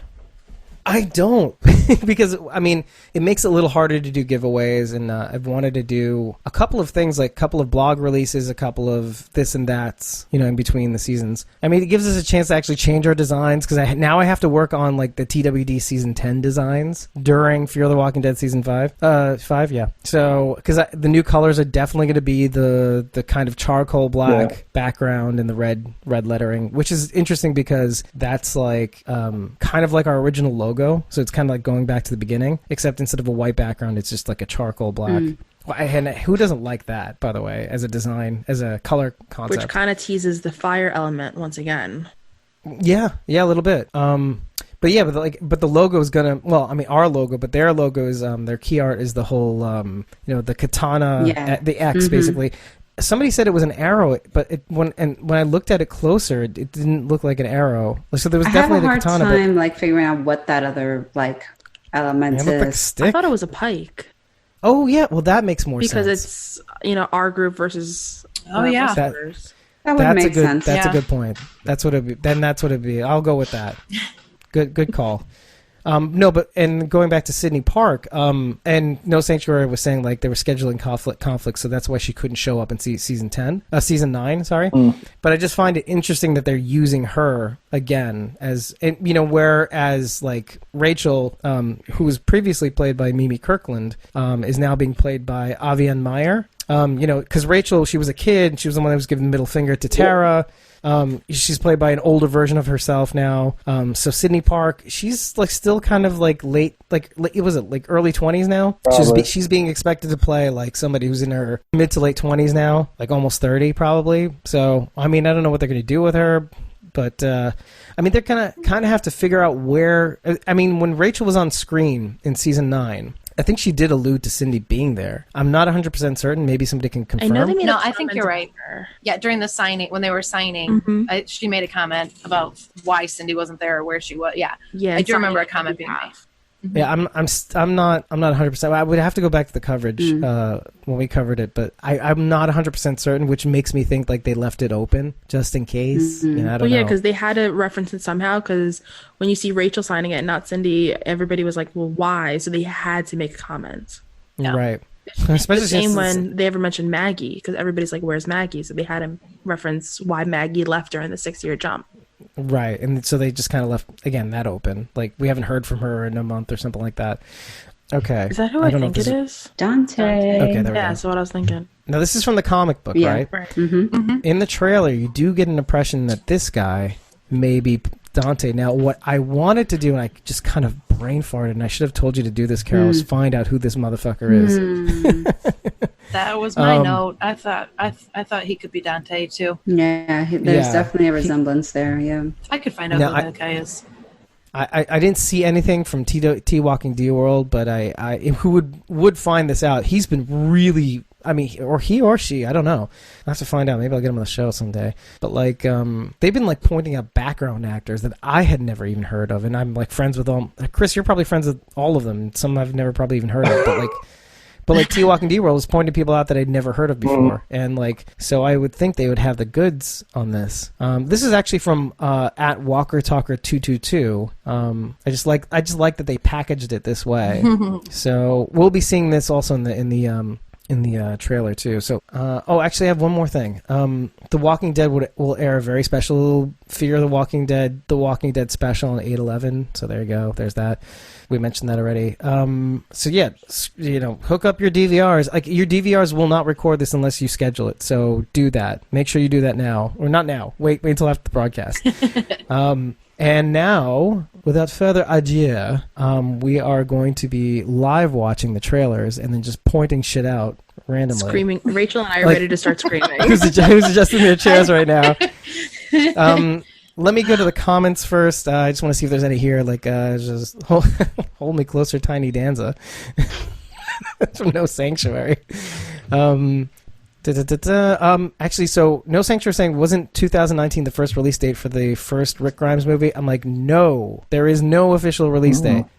Specifically because they haven't even started filming. If they start filming from now, by the way, it will not be done until like a year and a half later. You've got to consider a couple things. Principal photography is going to be taking at least 6 months. Well, no, it could take shorter, but typically like about 6 months. They can probably squeeze it into 4. Like if they go hard. See, that's the thing. That's another thing I wanted to talk about, and I kind of forgot. I think people are assuming that there are going to be 3 feature film movies. I'm not 100% convinced of that. Yeah. I think they're going to want to bang out maybe a one that has an intermission in it. Who did that recently? It was a Marvel movie. No, they were thinking about doing it for Marvel, but they never did. Infinity War, right? Endgame and Infinity War were supposed to be all in one, but then like all these movies do it. Hunger Games did it. Harry Potter, Twilight, they all split the last one into 2. Simpsons did it. Sorry, just when you said did it, I just want to say Simpsons did it.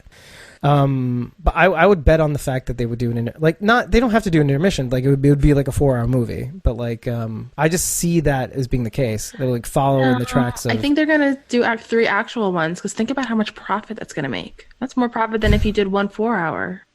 Well, yeah, I guess so. Yeah, it would be more profitable to get them in the theaters. But don't you think... Now, I don't know if this is something people would think about, because if they're already... there's already a number of even hardcore fans, like, revolting over the fact that they have to go for even one. That's kind of a point to not do that. I just hope they don't take the route that the Divergent series did, and how the final movie was supposed to be on TV, and we never got it because... The cast was like, no, we signed on to do a movie, not a TV movie, and it never got made. When was this? When was this released? That was the Divergent series. Oh, it was the final movie. It was supposed to be in theaters, and they were like, no, we're going to make it a TV movie. And was that confirmed by the studios that they were going to do that? Just do research. I can talk about this for like an hour easily, so I'm not even going to waste your time. Damn. Okay. Yeah. Damn. So it totally left it open-ended. And we never got our answers. Do your research. Yeah, talk to me. Punk ass bitch. I told Chris to bring his A game, so I'm going to tell you now. Bring your A game. Yo, are you sleeping? I am not even. I told you I didn't even do. I didn't do anything for this show. I'm like this for the past hour. Like this is it. This is the best you're I was looking on my phone trying to dig up. I sent you something. You be quiet, you. Hey, I messaged you back. You're a character, aren't you? Listen. This is why him and I have never done a show together. Is that why? Maybe. Yeah. Oh yeah, No Sanctuary is like it's kind of like what happened to the Percy Jackson movies. We never got an ending to the movies, and thank goodness. There you go. I'm just gonna say that much. I actually watched the first Percy Jackson movie. I was like, yeah, that one was really bad. I mean, an A for like effort. I will say that much. They put a lot of production and like thought into it. It just something about it was just not clicking with me. Like I gave it a chance. I really did. He's also asking, have we seen the trailer? Yeah, I've seen it a lot. It's like 2 seconds long. But more time but it dissolves and they do the actual like clip. But we're gonna do that now actually too. Oh wait, we're doing the movie first? We're gonna do it in this order. We're gonna be saving the movie for after the Fear the Walking Dead 5B trailer. And then we're going to be saving The Walking Dead for last, because that's going to be the meat and potatoes. Because I want to end on that. That's going to waste all of our energy, and then we'll say good night, fuck you. It's time for sleep. Let me just see how much time we have left. Oh my God, it's time for sleep. Yeah, exactly. It's 12. Yeah, so we're already at... 5 o'clock's going to come quick. Yeah, no shit. So I'm on vacation now, so I don't care. Oh, you may be on vacation, but I'm like a collective of 5 hours of sleep across I had 3 days. No sleep last night, but man. By the way, that's at 3:30 today. That's what took me a little bit longer to get on the stream, and that's why I scheduled the stream a little later than usual. Because I literally, when I got into the door like 9 o'clock, I just started passing out, and then I passed out, and it was like 9:20. I'm like, I feel like an asshole. Okay, so let's start breaking down the 5B trailer for Fear the Walking Dead. Hold on, I will switch to screen share and narrate my life for you. Oh, I just crashed my computer. Are you guys still there?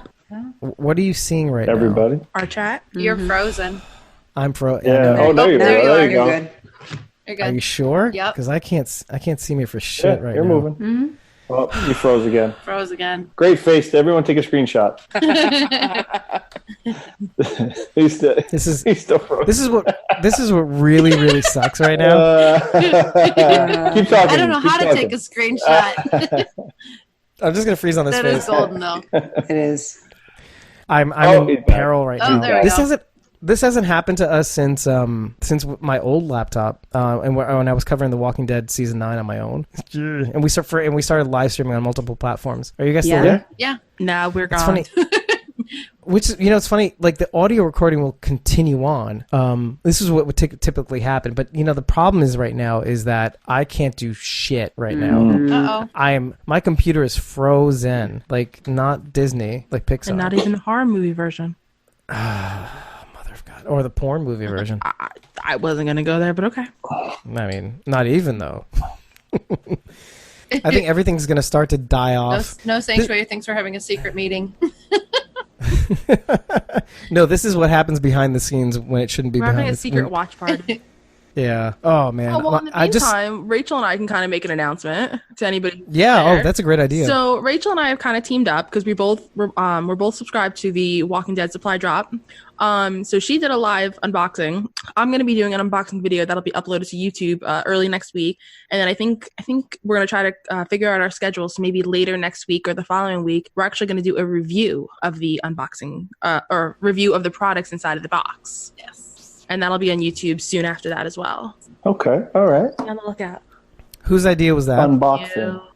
I thought you guys would work really well Yeah, together. because we're really good at like comparing notes and like reviewing stuff together. You also attack things from different angles. I've noticed. Yeah, too. but it's all complementary to one another. Yeah, no. Just like Carol and I are typically like that too. Yeah. Yang, Like I'll definitely hang. yang to my yang. What's that? Yang to my yang. Yeah, that's right. Madison, then she's on my team. Yeah, There you go. actually, I do want to visit like that again. With Carol. Like, what are your thoughts? Because like, I think Rachel, you're like anti-Madison, right? Very much so. Oh, we knew that already. And I'm wondering if Carol, if your like opinions on Madison have like evolved or devolved. Well, in terms of my thoughts of her as a character, or yeah, over time, I guess. I mean, I'm still not a huge fan of her as a character, but I'm not convinced that she was killed off. I just feel that it just, the way it was done, the way it was left off, I was like, this is a really weak way to like get her off, or like this is leaving the possibility open for her to resurface later on, because it just seemed like this can't be the end, you know? So I still stand by the fact that I just kind of feel that it's not over. She's not gone. For better or worse. Right. Now I have a question for you. What are your thoughts on Morgan? Rachel knows what I'm getting at. As a character? Yes. Like, are you pro or against? I mean, I'm kind of over it. Just because of like the whole like, That's interesting. well, because it's just like, I mean, I was okay when he was with Tabitha and, you know, like the killing machine and all of that. I mean, okay, I get it. But now it's just like the whole excessive saving and this, like, I mean, yeah. I mean, I think Chris nailed it on the head. I mean, we're not Jesus. You're my twin. You know, it's he's not Jesus, dude. I mean, like, come on. Like, it's, What do you mean, like Jesus or like Captain Save-A-Ho? Paul Revere? Yeah. That too.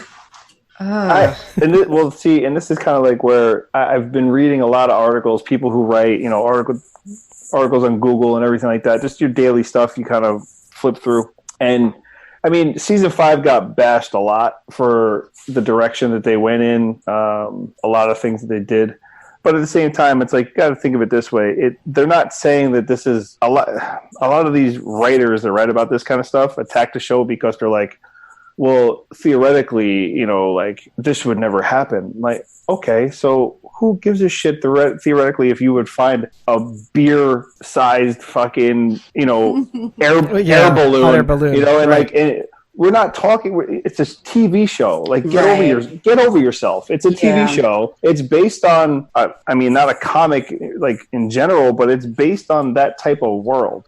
You can't criticize and say like, how in the world could this hot air balloon be? I'm like, how in the world are there like zombies walking around eating people? Like, Right, I mean, exactly. you know what I mean? Exactly. Like, And we kind of talked about this on the episode with the hot air balloon. Like, Fear is not afraid to go that extra step, to go to be a little crazier. Like, is it far-fetched? Yeah, sure. And we all know it's a little far-fetched, but we still enjoy it because it's different. Yeah, it's fun. It's fun to see. Like, you know, like, that's awesome. They thought of putting a hot air balloon in the air. Yeah. You know, like, you know, but like your clone of Walking Dead, we'd be bored. Yeah, exactly. So it's like some of these articles you read where they just kind of sit there and pick at every little thing. You know, like, so they got the aircraft they crashed, and they put propellers from another plane on that plane, and they did this, you know, blah blah blah. And Al was the only mechanic who was able to do all this, and she did it in like a day. And I'm like, slow your roll, you know, like slow down. You don't have no. And they recorded time differently. Like we mentioned this on the show too. Like, I mean, they didn't make the sense of time that conscious on the show, even though they did mention like, okay, this has been taking the course of weeks, like a week or two. But you know, you have these people who write these articles, and you know, they're writers, and it's published, you know, on like Google Newsfeed and all that shit, and it's just like you read it and you're just like, you're doing this just because you're not even, I don't even think half these people are fans of the show to begin with or in general. They're just writing it, and it's all, you know, it's all negative, just bullshit. Right. And it's like I mean, they're not looking at it from like a fan's point of view. You know, like well, even from a fan's point of view, like the fans that have criticized the show, like I've seen it go both ways. By the way, there's like a really strong anti-Morgan, anti-Dwight presence. Right. Like they love Fear for Fear. But let's put those guys aside because they're really on the fringes. I mean, sort of. The ones that really kind of concern me because they're more prominent, they're more in numbers, are like the Walking Dead people that give Fear the Walking Dead quote unquote a chance, but forget that like Fear the Walking Dead does not have to play by the same rules as The Walking Dead. And so when they see a big beer bottle in the sky, they're like, oh, the Walking Dead would never do that. Never do it. Yeah. That's good. And then it's just like, well, good. They shouldn't have to do that. Yeah. That's what really bothers me. And Ashley said something really, really nice today. She's like she took a minute to say, like, I really, really wanted to be on the show today. And she said, you know, like, just regardless, I just want you to know that, like, I think very highly of your show. Like, I've been noticing that the production value is really good, and you should be really proud of what you're doing here. And that was really high praise because, like, I know how deep of a, like, I was telling her, like, this is on the heels of me saying, like, I need my other deep thinker on this damn show because I can't do all the heavy lifting myself. I mean, wait a minute. Just because it's a little exhausting. I know that was kind of, I had a moment where I'm like, wait a second, you're saying we're shallow? We just got called shallow. We just don't care if kids die. That's all. Yeah, that's it. No, for me, it's more like I know how pedantic I am. I'm trying to be nice to myself. So, like, you know what I mean? Like, I go where you guys won't follow. That's the thing. Like, how long would the trailers actually take to do? The trailers, all in all, add up to be like less than 10 minutes long. Right, but the analysis which in part, Walking Dead world is like an hour, 3.5 hours. Yeah. Well, it could be a max an hour. I'm like come estimating. on, if we really don't get sidetracked, we can do good. Yeah, no. Yeah, the problem is we want to get sidetracked. You've been here long enough. You know how this goes down. Like I literally, after watching the trailers so many times last night, I realized, like, holy shit, there's a lot of info here. There's so much info on the table with these trailers. I'm amazed. I'm amazed at what they allowed to get themselves to give away, and what they allowed themselves to give away isn't incredibly it's significant, but isn't to the point where it spoils the experience. Like, oh, that's interesting. Like, both trailers, by the way, more The Walking Dead than Fear the Walking Dead, but like even Fear the Walking Dead, some of the things, man, like, wow, like you start to assume like certain things about, like, why does Victor have the sword, and that's really weird. I assume he has it because Alicia's been training with Morgan, so she's gonna get her own stick. Interesting. Like, but I hope but maybe there's like some sort of like touchy-feely transfer of the weapon, like, you know, she bestows it on him or something, or there's some sort of moment. I bequeath you. Yeah, he's not just like, I'm gonna take this now. I'm super excited to break these trailers down. Like, I freeze framed every second all the way through. That's why I really want to be here for that show. I feel like we stopped at a good spot too. Like, we hadn't delved into the trailers at all, so we can really just focus on those. Yep. And plus, it could potentially be a much shorter episode too. Every time you say that, I feel like 10 minutes gets added on. I said potentially. I didn't say actually. I mean, like, it's hard to be realistic when it comes to these things too, because these are things that we're all genuinely interested in. Like, just like, it doesn't matter if you're thinking deeply. It doesn't matter if you're like looking into things. This is visual content that you can just drill down on, and everybody's psyched to see it. So, I mean, yeah, it's like one of those things that you just can't go wrong with a live watch video. So, okay, sorry to backtrack a little bit. This just popped into my head because I've been thinking about this all day. But okay, we are going to see another time jump in Walking Dead. In Fear the Walking Dead. In Fear. No. What about Walking Dead though? No, in The Walking Dead. Okay, there will be a time jump. Did they say how big of a jump? A couple months. I mean, the baby will have been born. Oh, okay. So we're talking like 6 or 7 months. I would say 6. Okay, 6 is fair. Not years, though. All right, never mind. I thought I had a theory about what I saw in a clip, but that it can't be that. Then. In the trailer? Yeah.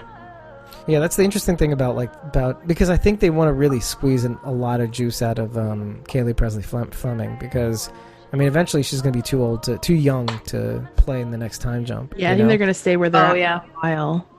I mean, they're kind of going to go like with Carl, because think about it. Up until Carl, they didn't really have a huge time jump. After he died, that's when the really big time jump started happening. Yeah, Right. Chandler he grew along with the show and it worked out well. That's exactly what I'm getting at. Yeah. Or didn't, because I mean that span of time wasn't that long too. Let's pretend like we're ending the show right now. Okay. I mean, it's a good place to end on. It allows you to get going and all that stuff. So, and then I can. Do you think we should just film a proper? Sorry, we had technical difficulties. We'll see you on blah blah blah. Yeah, I mean the video is not going to come out at all, but the audio podcast will at least. Well, be I'm saying that's something you can just top-notch. post on social media in general as like an Yeah. apology type thing. Yeah, I could do that. It's not. I'm not unfamiliar, but I mean it's been a long time. I'm so sorry. Oh, that's getting it in there. What? Mea culpa. What I do want to say, thanks for putting up with this. You're going to be getting all of this content via the audio podcast, so as like an addendum. So if you are still listening to us on the audio podcast, leave a little review in Stitcher and the iTunes or Apple Podcasts app. It really does help us. Give us a like on the YouTube or Facebook, whatever content you were able to see. And in the meantime, if you are available Saturday night, we will be going through, or Saturday evening, Saturday night, we're going to figure this one out. We'll be actually doing the live watch strictly so that you can get to the meat of this festival. And with that, thank you guys for joining us. I'm talking to you, hosts. Thank you for putting up for this technical nonsense, and we will iron out all the details and get all this fixed in time for the live watch. So let's say goodnight, everybody. We'll see y'all soon. Good night, everybody. Bye guys. Everybody. Good night, everybody. Bye-bye. He froze again. He's frozen again. Wah, wah. Yes. Got it.